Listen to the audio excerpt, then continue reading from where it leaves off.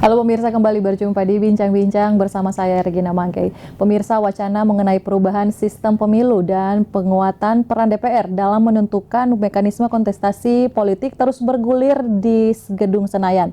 Di satu sisi, argumen mengenai efisiensi anggaran dan juga stabilitas politik jadi alasan utama. Sementara di sisi lain, aktivis demokrasi dan masyarakat sipil mencium aroma adanya pengebirian suara rakyat. Apakah langkah-langkah ini benar-benar sebagai perubahan sistem untuk membenahinya atau sekedar cara elit untuk mengamankan kursi? Kita akan membahasnya dalam bincang-bincang kali ini, Pilkada oleh DPRD, efisiensi atau kebiri demokrasi, bersama narasumber yang sudah hadir bersama saya.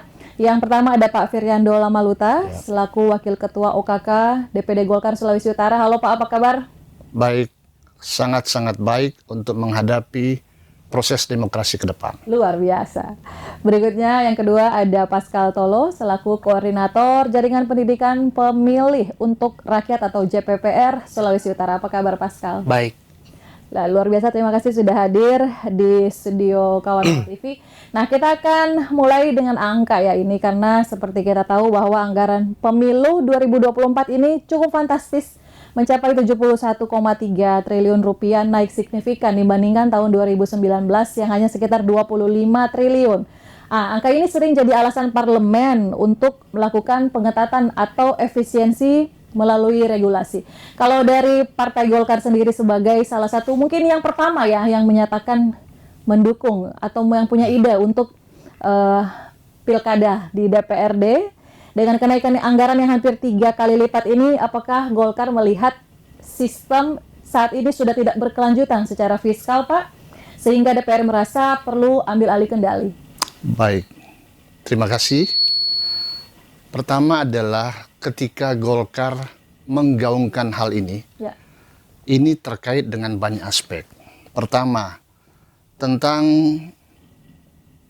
keputusan MK tentunya, yang mengatur hal seperti itu, tentu kita butuh sebuah perubahan.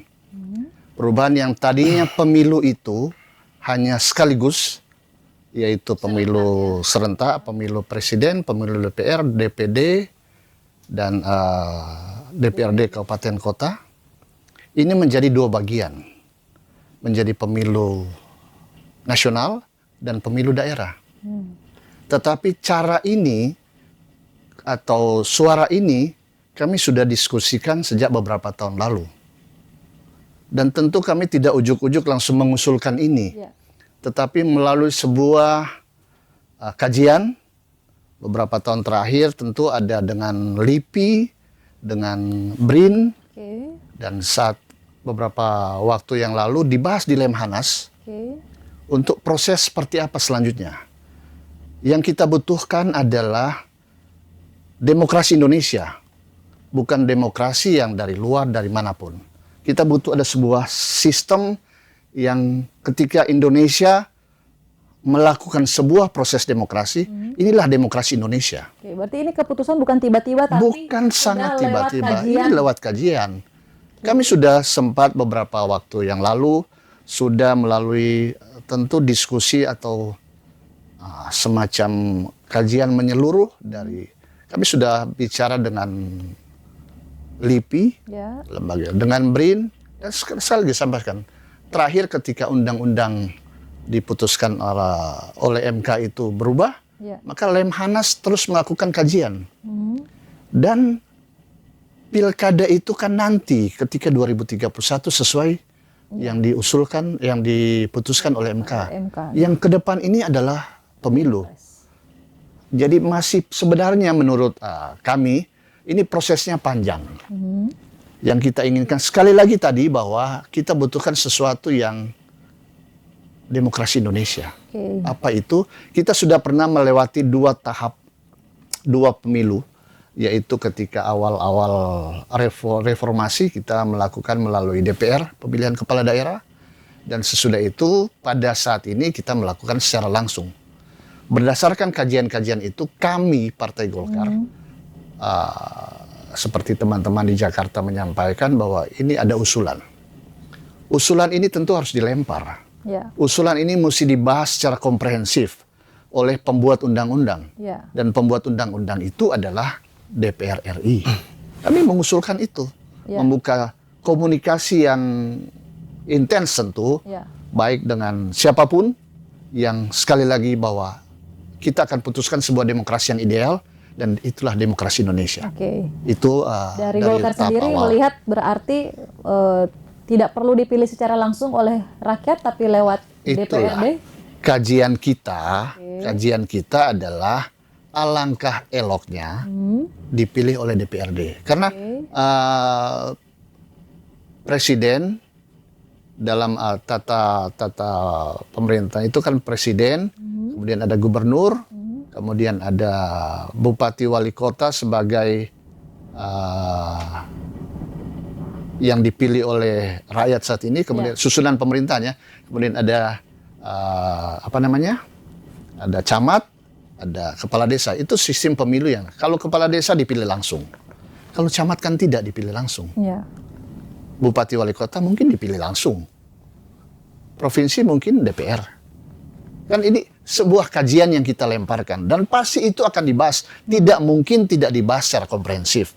Baik oleh teman-teman partai politik yang lain yang ada di DPR, kita libatkan tentu eksternal. Ya. Di situ ada lembaga-lembaga apapun namanya, tentu ada pemantau pemilu, tentu ada masyarakat, dan ini prosesnya panjang. Oke. Kita sudah menyiapkan draftnya tentu, kita lemparkan kepada DPR RI untuk dilihat apakah ini langkah terbaik. Oke, berarti Golkar masih sekedar mengusulkan tapi masih boleh fleksibel begitu. Saya bukan bilang fleksibel, harus kita putuskan secara bersama. Oke. Bahwa komunikasi ini harus kita lakukan dengan teman-teman partai politik lain di DPR RI yang nantinya akan membuat undang-undang ini seperti apa. Kan seperti itu. Tidak mungkin kita hanya menyampaikan Golkar pingin begini. Kan tidak seperti itu. Ya. Harus ada dukungan dari teman-teman partai politik yang nantinya akan memutuskan bahwa undang-undangnya seperti yang nanti kita putuskan bersama. Oke, tapi intinya berdasarkan kajian begitu ya. Berdasarkan kajian Golkar tentu. berpandangan bahwa pemilihan tidak langsung ini, yaitu melalui DPRD, ini yang terbaik untuk kondisi saat ini. Oke, betul. Baik. Saya ingin tanggapannya ke Pascal bagaimana? Ya, jelas ya. Kami juga Jaringan Pendidikan Pemilu untuk Rakyat memiliki kajian juga konsisten bahwa pilkada melalui DPR itu merupakan jalan mundur demokrasi kita yang semuanya bukan hanya kajian. Pergantian mekanisme pemilihan kepala daerah menjadi langsung oleh rakyat itu merupakan agenda reformasi yang ditetapkan atau dilegitimasi oleh amandemen konstitusi. Jadi bukan hanya kajian tapi secara konstitusi, secara konstitusional jelas original intentnya adalah pemerintahan itu harus berdasarkan oleh rakyat. Itu yang kita tegaskan bahwa demokrasi Indonesia adalah demokrasi yang memberikan kedaulatannya kepada rakyat dan itu tegas dalam Undang-Undang Dasar kita. Demokrasi yang memberikan esensi dari demokrasi adalah pemerintahan oleh rakyat. Oleh rakyat. Itu ditegaskan dalam pasal 1 ayat 2 konstitusi. Rakyat memiliki kedaulatan tertinggi itu tidak bisa ditawar-menawar menurut JPPR begitu. Jelas. Walaupun di tengah kondisi saat ini ya, pemilu yang terakhir 2024 punya biaya yang sangat mahal dan kondisi negara kita seperti kita tahu sekarang ini begitu banyak keterbatasan anggaran. Apakah hal ini masih tetap harus dipertahankan menurut JPPR? Tapi kita akan kembali usai jeda berikut, tetap bersama kami.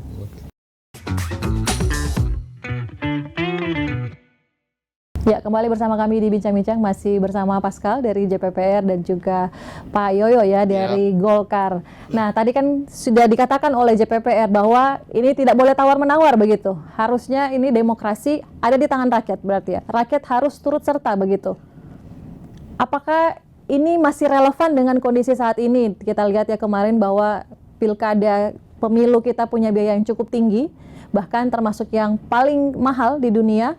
Dan dengan adanya kondisi ekonomi sekarang yang belum stabil, ini terjadi bukan hanya di Indonesia, tapi juga seluruh dunia secara global. Apakah kita tetap harus mempertahankan sistem pemilu kita seperti ini, atau bagaimana? Ada solusi lainkah dari JPPR? Kalau kita masih mendaku diri sebagai demokrasi, negara demokrasi, maka tegas bahwa pemilihan oleh rakyat itu yang harus dipertahankan. Oke. Kalau persoalan anggaran semuanya itu yang juga perlu dievaluasi, tetapi bukan menjadi sumber masalah utama bahwa dengan alasan itu pemilihan kepala daerah diserahkan kepada DPRD. Menurut kajian kami dan juga riset-riset politik, misalnya bisa dibaca Prof. Burhanuddin Buttadi dan juga Watt Baron Scott dan juga Aspinall yang mengkaji dua pemilu terakhir, itu biaya politik yang tinggi itu disebabkan oleh masih maraknya money politik, mahar politik dalam proses kandidasi, dan tidak ditindak atau adanya penegakan hukum yang lemah. Ya. Kalau dari sisi tata kelola, kita juga bisa melihat kasus terakhir soal private jet KPU. Ya. Itu tegas dinyatakan oleh DKPP sebagai pelanggaran etik. Itu kan gambaran bahwa penganggaran di penyelenggara itu masih boros. Itu seharusnya yang diperbaiki, bukan mekanisme yang esensial semuanya, karena di situ meletakkan hak pilih kepada rakyat. Jadi ini persoalan tata kelola pemilu dan juga kaderisasi partai semuanya. Ketika partai bisa mencetak kader yang mengikuti pilkada dengan politik gagasan, bukan politik uang, saya rasa beban biaya tinggi di dalam pilkada itu tidak akan terjadi ketika kaderisasi partai dan rekrutmen partai politik itu demokratis. Ya. Tapi kalau menurut pandangan tadi yang diusulkan Golkar, yang memandang bahwa masih demokratis itu kalau dipilih oleh DPRD, itu bagaimana argumen Anda? Kalau dalil demokratis ini kan di kalangan yang pro pilkada tidak langsung kan mengacu pada pasal 18 ayat 4 Undang-Undang Dasar yang menyatakan bahwa pemilihan kepala daerah itu dilakukan secara demokratis. Dalil dari mereka bahwa demokratis ini bisa dipilih langsung oleh rakyat dan lewat perwakilan. Tetapi ingat bahwa di amandemen kedua tahun 2000 itu kita bisa balik ke belakang. Original intent dari pasal itu adalah mengakomodasi pilkada afirmatif. Pilkada asimetris, misalnya mengakomodir keistimewaan di Yogyakarta, bukan meluaskan atau menyerentakkan semua itu lewat pilkada tidak langsung. Dan di amandemen ketiga ketika ditegaskan bahwa presiden itu dipilih langsung oleh rakyat, itu yang menjadi semangat pada undang-undang pilkada tahun 2004, sehingga pilkada langsung itu dilakukan pertama kali tahun 2005. Secara historis seperti itu. Dan bagaimana kita menafsir ini dengan menegaskan bahwa pilkada secara demokratis itu harus dipilih langsung oleh rakyat, kita bisa melihat 3 putusan MK terakhir tahun 2019, 2022 dan terakhir di tahun 2025 yang secara tegas tidak lagi memisahkan antara pilkada dan pemilu. Yang secara otomatis mengubah konstruksi pasal di pasal 18 ayat 4 itu bahwa pilkada juga harus tunduk di rezim pemilu yang mengacu pada pasal 22E yang tegas mengatakan bahwa pemilu harus secara langsung, jujur, walaupun anggota DPRD itu dipilih oleh rakyat, menjadi wakil rakyat sebagai wakilnya rakyat yang menyuarakan apa yang diinginkan oleh rakyat. Kan tugas dan fungsi DPRD itu mengawasi pemerintah, penganggaran dan legislasi, bukan memilih kepala daerah. Itu yang harus ditegaskan. Bagaimana Pak Yoyo? Begini. Sekali lagi seperti yang saya sampaikan sejak awal, bahwa ketika ini kami gaungkan, kami tentu mempunyai kajian yang tentu melibatkan banyak stakeholder. Ketika menggaungkan ini, kami sebagai partai politik menggaungkan ini tuh sekali lagi saya sampaikan, tidak ujuk-ujuk langsung harus begini. Ada ini contoh adalah saya bukan orang ini, tapi dari tahun ke tahun pilkada yang dilakukan oleh kurang lebih 500 sekian kabupaten kota dan provinsi, bisa dilihat daerah-daerah tidak lebih dari 25 daerah yang mampu untuk mengelaborasi tentang keuangan daerahnya menjadi lebih baik. Yang lainnya masih sangat tergantung dari transfer pusat kepada daerah. Hal seperti ini kan harus kita pikirkan untuk ke depan. Dan Golkar punya kewajiban untuk memikirkan langkah-langkah konkret ke depan. Ya, berarti ini lagi-lagi masalah anggaran Lagi-lagi ya. masalah anggaran dan masih banyak aspek lain. Ya. Dan itu tentu kita akan buka secara keseluruhan ketika proses pembahasan tentang undang-undang ini mulai dipikirkan. Oke. Nah, kita tidak mungkin bilang sini bahasa Manado, sini nggak mau bikin begini nih. Tidak.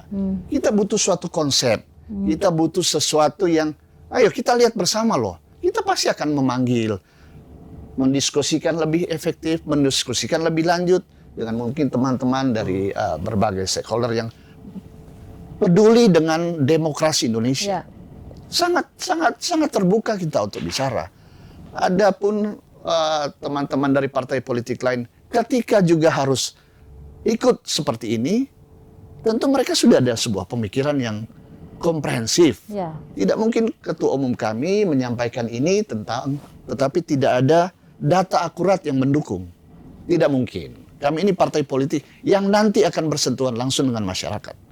Tentu hal-hal ini kita harus lihat seperti apa. Yang di depan mata ini adalah pemilu presiden yang di depan mata. Sesudah itu kan kita tidak tahu seperti apa langkah-langkah politik ke depan. Tetapi Golkar berkeinginan untuk demokrasi Indonesia adalah sebuah keputusan yang baik untuk rakyat.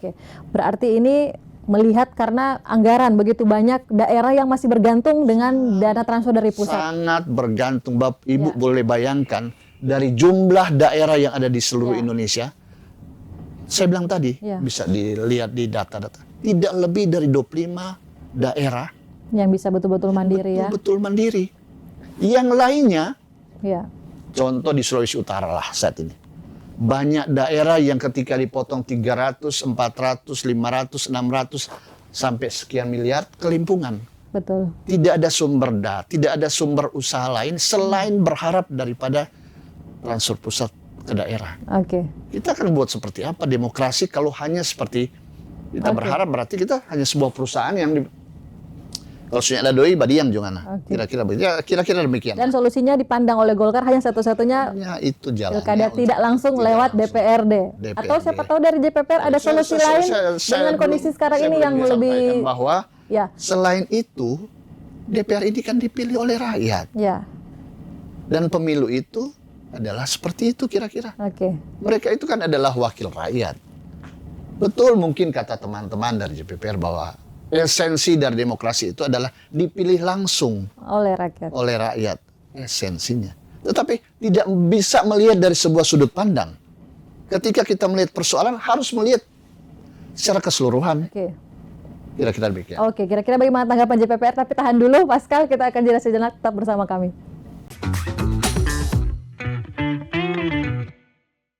Iya, terima kasih Anda masih bersama kami. Tadi JPPR kan selalu menyuarakan bahwa suara rakyat. Kita harus melihat esensi dari demokrasi itu harus berdasarkan suara rakyat. Tapi faktanya memang pemilu langsung yang Anda bela ini telah menciptakan fenomena politik uang yang masif ya. Data dari KPK bisa kita lihat sendiri bahwa biaya untuk menjadi anggota DPR itu di sekitar 5 miliar sampai 40 miliar. Apakah dengan mempertahankan sistem saat ini JPPR sedang melanggengkan demokrasi saldo ini atau yang memang hanya bisa diakses oleh orang kaya atau bagaimana? Itu yang saya tekankan tadi bahwa ini persoalan tata kelola. Kalau kita mengatakan bahwa solusinya itu dipindahkan ke DPRD untuk memilih kepala daerah, saya rasa rekam jejak atau secara historis membuktikan itu bahwa ini hanya memindahkan politik uangnya saja dari rakyat ke fraksi-fraksi di DPRD. Itu banyak terjadi di rentang waktu Orde Baru dan awal reformasi sebelum pilkada langsung tahun 2005, pilkada langsung tahun 2005. Jadi berarti harusnya alasan politik berbiaya mahal ini bukan satu solusi sebenarnya. Dan tidak relevan semuanya. Kalau mengatakan bahwa biaya politik atau biaya pemilu itu mahal dan solusinya adalah mengganti mekanisme, saya rasa bukan itu solusinya. Karena itu yang saya katakan tadi, ini hanya memindahkan politik uang di kalangan elit. Bahkan masalah nominalnya pun tadi bisa menyesuaikan, bisa tergantung. Bisa saja akan lebih besar dari biaya politik atau money politik di rakyat. Karena ini permainan antara elit. Jadi menurut Anda Dan begini, solusi dan terbaik apa? secara begini, dan secara objektif kita bisa melihat bahwa beberapa survei menyatakan bahwa DPRD dan partai politik itu salah satu lembaga negara dan juga organisasi yang paling rendah tingkat kepercayaan politiknya. Bisa lihat riset dari indikator politik. Karena apa? Korup. Kalau kita memindahkan, itu yang saya katakan tadi, malahan akan memindahkan money politik itu ke ranah elit.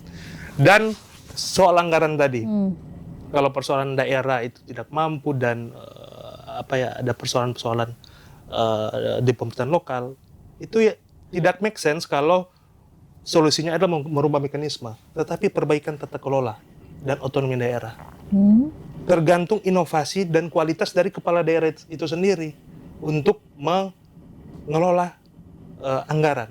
Karena untuk misalnya memengkarkan suatu daerah itu perlu kajian dan syarat, misalnya kemampuan fiskal. Nah, saya rasa ketika negara, pemerintah memekarkan suatu daerah, itu ada syarat-syarat yang sudah dipenuhi. Kalau bicara masalah fiskal dan sekarang terjadi permasalahan, itu persoalan tata kelola pemerintahan, bukan mekanisme pemilihan. Berarti ini yang salah harusnya diperbaiki tata kelola pemerintahan, Saya tata sedikit kelola pemilihan. menggambarkan bahwa kita ini berharap dan berkaca dari masa lalu. Kita ingin ke depannya adalah demokrasi Indonesia yang lebih baik. Masa lalu yang mana ini, Pak? Masa lalu yang tentu kita lihat bersama. Kan kita tidak bisa memungkiri bahwa ini seperti ini kenyataannya.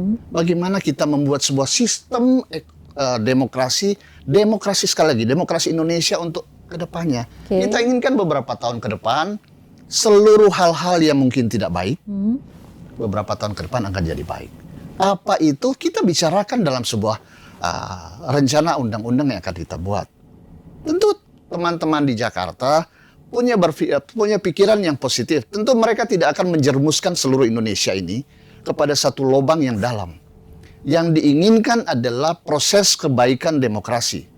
Apa itu? Ya kita tunggu bersama teman-teman di Jakarta akan memproses itu supaya ini menjadi sebuah kajian yang tentu teman-teman dari ini tentu akan dilibatkan, bukan tidak akan dilibatkan, akan dilihat demokrasi. Sekali lagi saya bicara tentang demokrasi Indonesia. Seperti apa?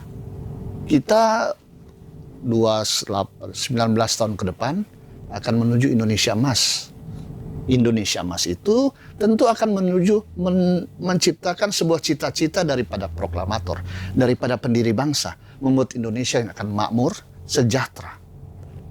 Cara-caranya seperti itu, tentu kita akan bertahap menuju proses sehingga menuju Indonesia Emas 100 tahun ke depan, 100 tahun dari proses kemerdekaan. Cara-cara itu ya kita tentu akan berpikir bersama supaya Indonesia akan lebih baik dari sisi demokrasi, dan itulah demokrasi Indonesia. Tapi dengan kita lihatlah suara rakyat dikebiri begitu, Pak. Tidak ada yang dikebiri. Yang ada adalah proses demokrasi membuat demokrasi itu menjadi lebih baik. Soal asumsi demokrasi dikebiri itu kan asumsi. Demokrasi adalah rakyat demokrasi. Tidak bisa memilih langsung. Nah, itulah yang saya sampaikan tadi, bahwa proses demokrasi adalah menuju demokrasi. Negara-negara luar itu sudah beberapa puluh tahun, sudah ratusan tahun mereka menuju demokrasi yang lebih baik melalui proses. Bukan serta-merta kita ingin demokrasi Indonesia begini, sebegini terus DPC. Kan tidak. Melalui sebuah proses, melalui sebuah kajian, melalui sebuah teladan menuju ke sana itu butuh sikap yang ternyata harus boleh seperti ini. Butuh sikap legowo, butuh sikap negarawan, butuh sikap macam-macam lah. Tapi kalau dari JPPR tadi kan melihat bahwa yang dirubah salah, harusnya bukan sistem pemilunya sendiri, tapi mungkin pengkaderannya, kemudian sistem pemerintahannya dan sistem Golkar, khususnya bicara Golkar, pemilihan sendiri pemilihan bupati dan wali kota 2 kali terakhir kami tidak ada mahar politik. Tidak ada mahar politik untuk bilang harus bayar sekian ke DPP untuk mendapat rekomendasi, tidak ada. Dan bisa dicek semuanya. Tidak ada mahar politik. Dan itu faktanya adalah seperti yang orang lihat bersama.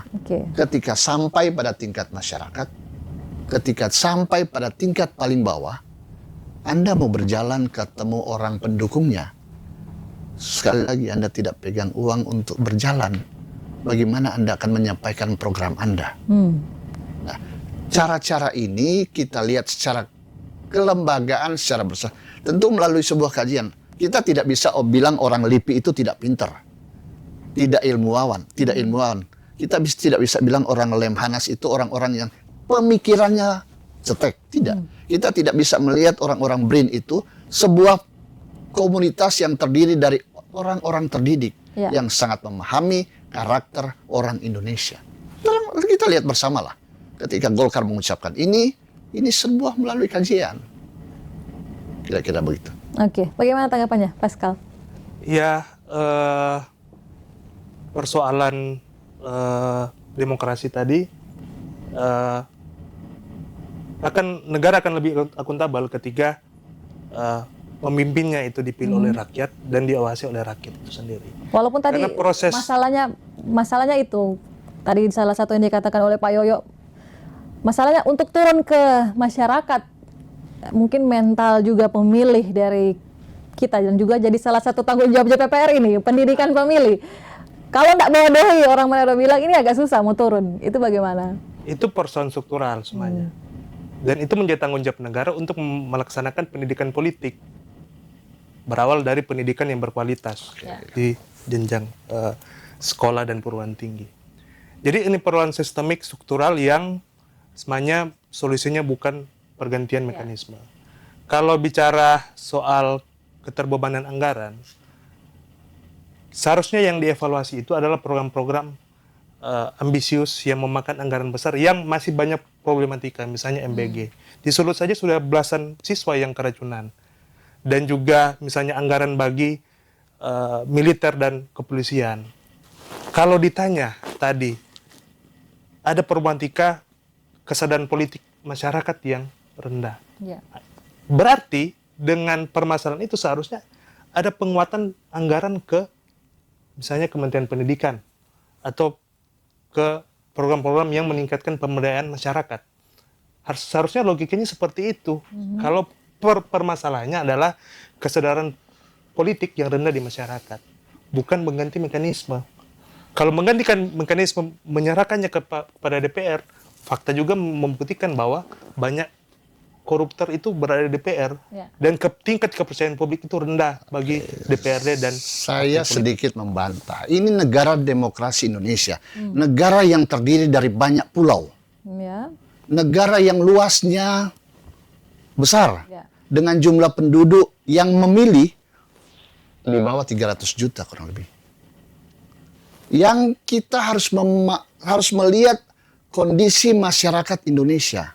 Itulah yang kami sampaikan adalah bagaimana menciptakan demokrasi Indonesia yang baik.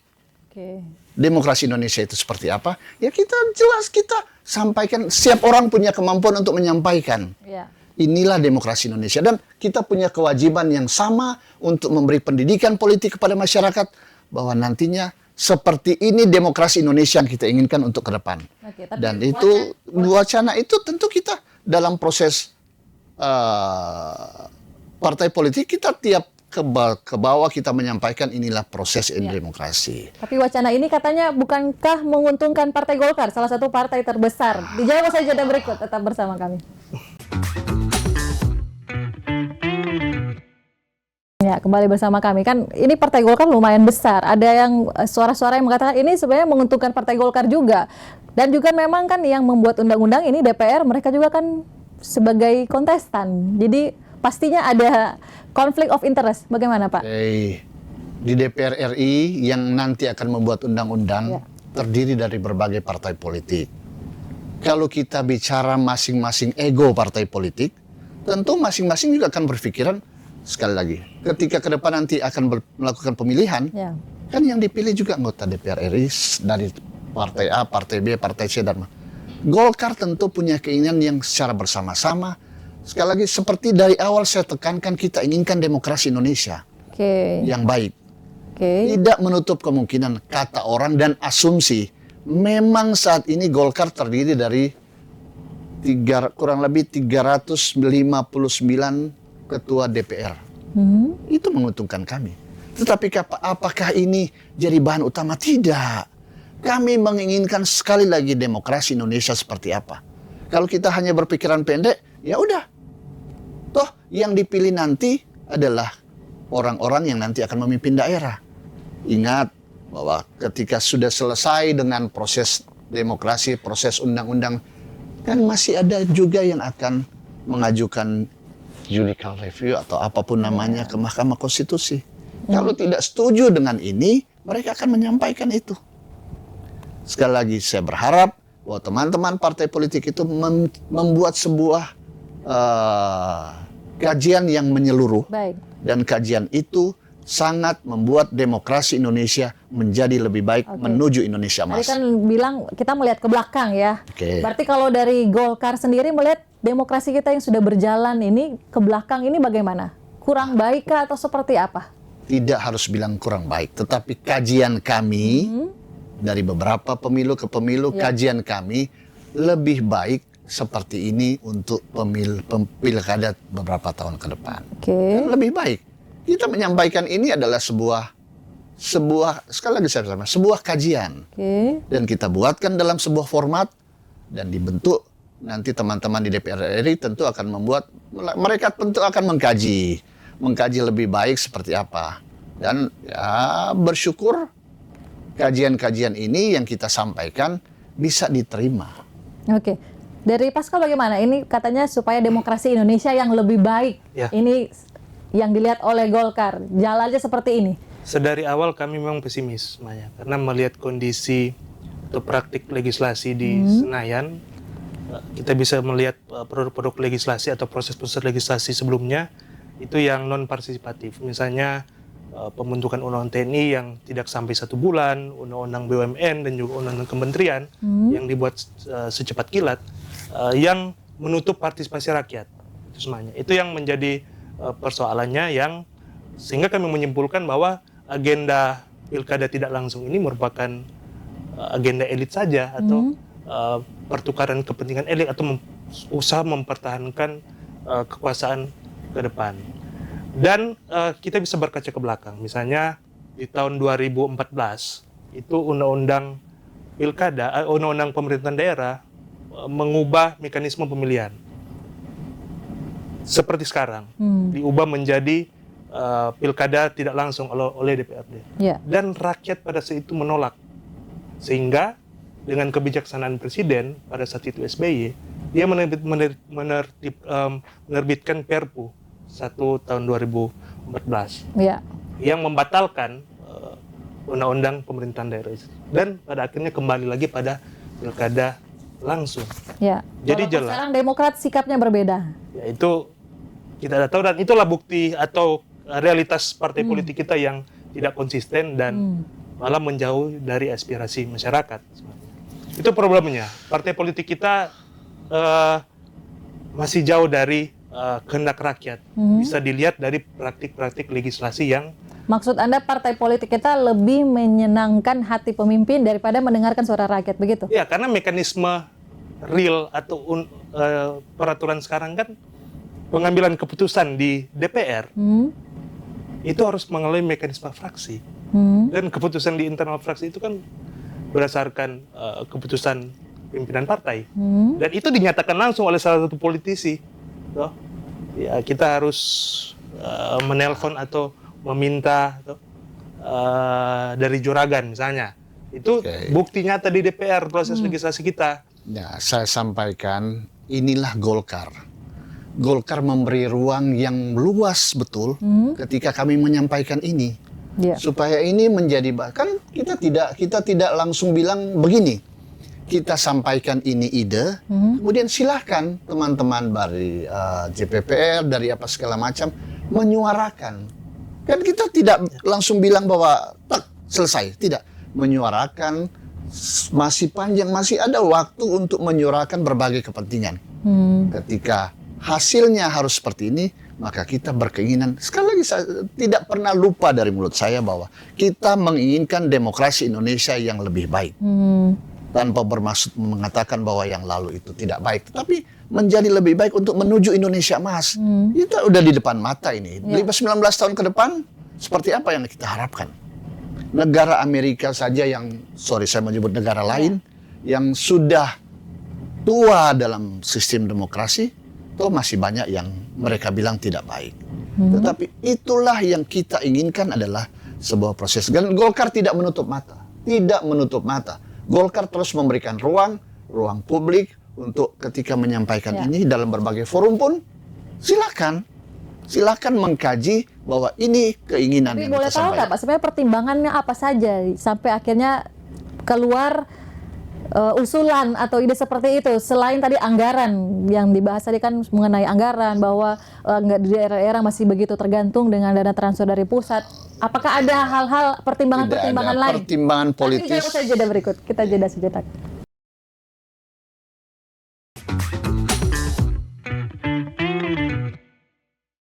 Terima kasih Anda masih bersama kami. Kita sudah berada di penghujung segmen ya, mengenai pembahasan kita Pilkada oleh DPRD. Apakah ini efisiensi atau kebiri demokrasi? Tadi dikatakan bahwa dari Golkar ingin demokrasi yang lebih baik untuk Indonesia. Tadi dikatakan banyak, salah satu pertimbangannya adalah masalah anggaran. Walaupun tadi JPPR bilang harusnya kalau anggaran dipangkas program-program yang kurang baik begitu, yang salah satunya yang dipandang adalah MBG misalnya yang lihatnya kurang efektif begitu ya, banyak yang keracunan dan sebagainya.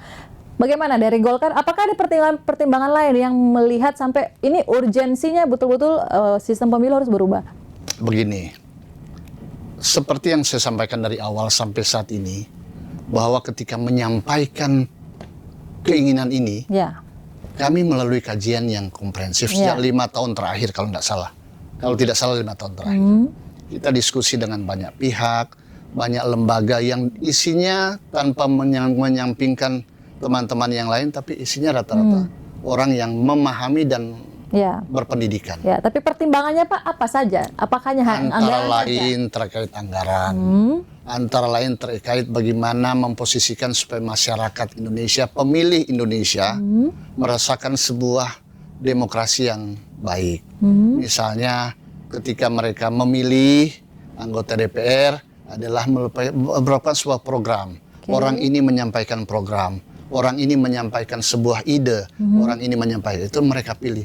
Dan itu pendewasaan politik terus kami lakukan untuk menyampaikan kepada teman-teman rakyat Indonesia bahwa ya kalau kita pilih melalui DPR, ini juga sebuah keniscayaan. Bukan tidak bilang bahwa ini tidak baik.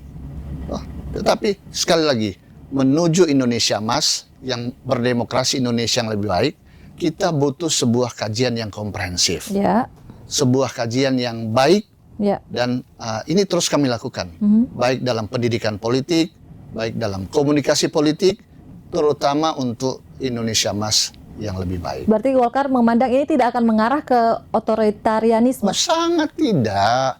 Tidak ada otoriter dalam keadaan ini. Karena kalau yang sudah diatur oleh DPR kan ini bisa di-setting semuanya dari pusat. Tidak mungkin lah. Anda percaya bahwa masing-masing punya ego, masing-masing punya kepentingan, masing-masing punya keinginan bagi partai politik. Tidak mungkin langsung bilang, ini kita punya, itu Sanangana punya, orang baik. Tidak mungkin seperti itu. Itulah kenapa diatur dalam sebuah proses pembuatan undang-undang. Dan itu diatur sedemikian rupa supaya semuanya untuk kepentingan rakyat Indonesia. Baik. Pascal, bagaimana tanggapannya?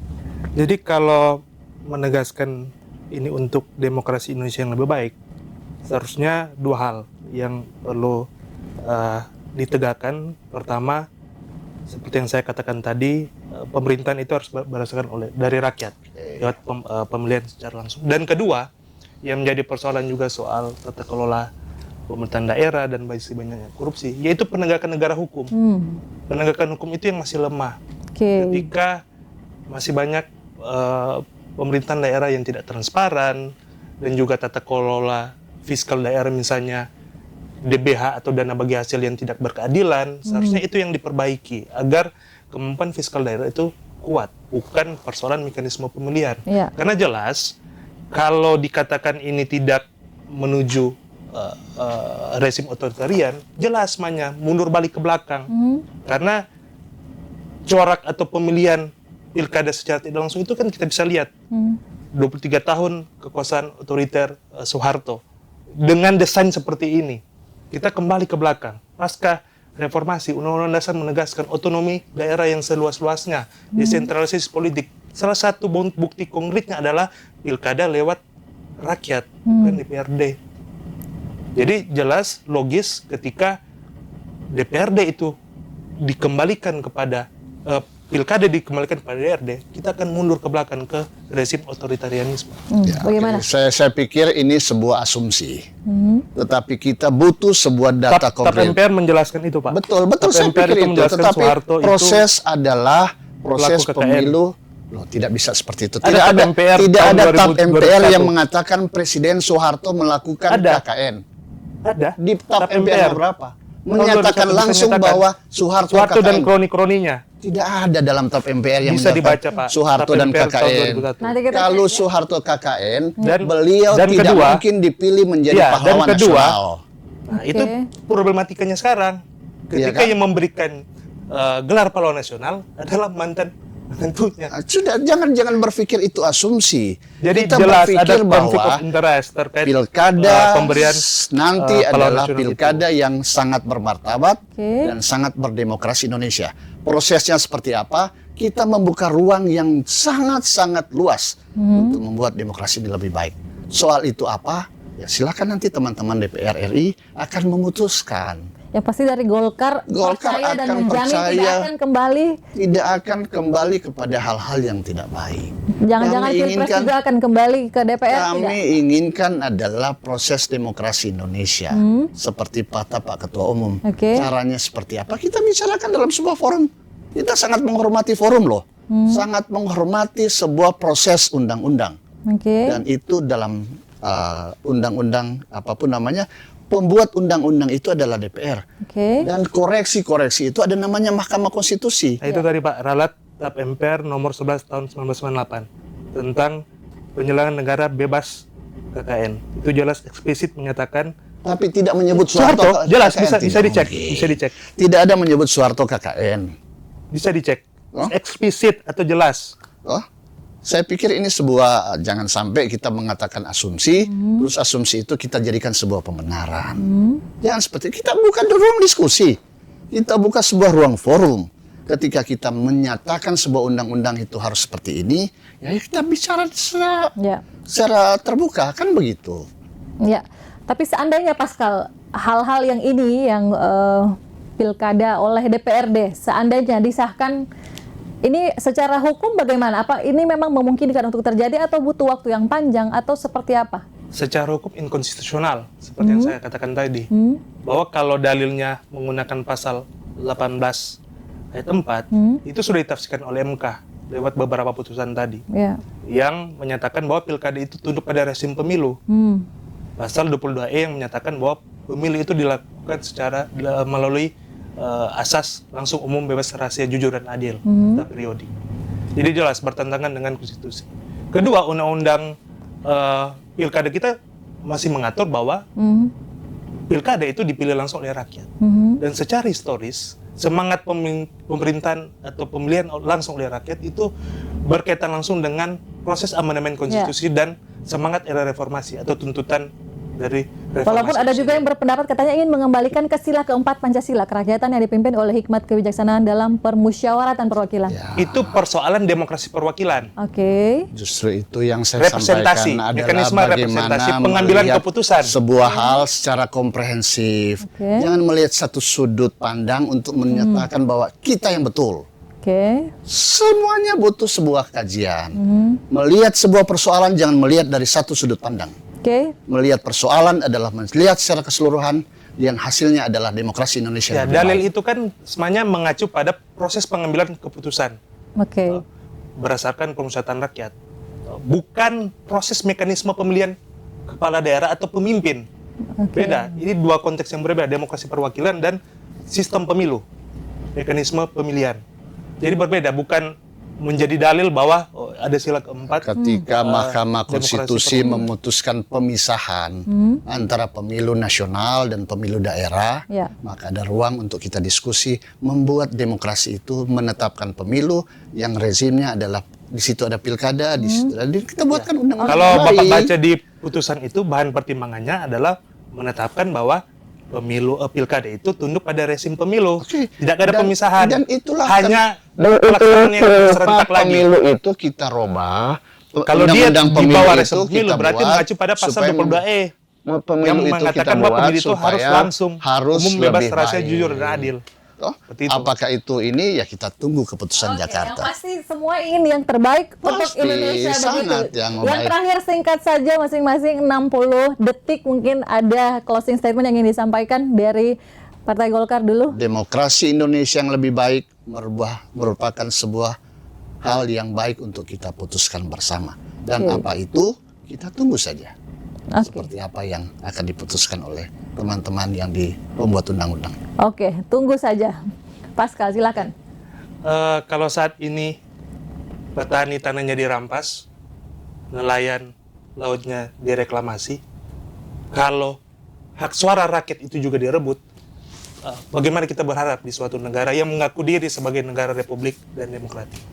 Oke, kita tunggu saja ya bagaimana kira-kira keputusan yang akan diambil oleh para elit di Senayan nanti. Ya, kita berharap semoga yang terbaik untuk kita masyarakat Indonesia. Terima kasih atas waktunya Pak Yoyo dan juga Pascal. Sampai di sini dulu perjumpaan kita di Bincang-Bincang edisi kali ini. Saya Regina Mangkei pamit undur diri, kawan Wati Fitorang PTV.